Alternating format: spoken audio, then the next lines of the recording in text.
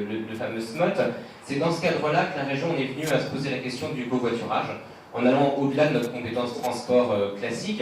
Le covoiturage, on parlait d'un manque d'opérateurs publics, notamment de la puissance publique, c'est une compétence de personne. Vous connaissez l'éclatement de la compétence transport en France, du coup tout le monde s'y intéresse, alors ça peut être bien pour le favoriser, mais naturellement ça nécessite peut-être un peu d'organisation.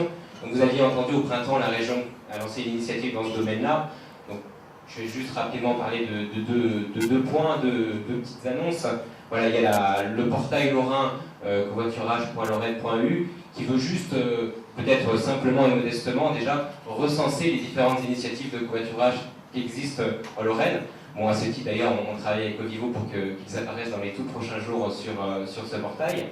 Et puis il y a eu un deuxième acte fort cet été. Je crois que Marc Grosjean en parlait dans son intervention. Il y a besoin de points relais, de plateformes pour se retrouver, pour faciliter ce covoiturage.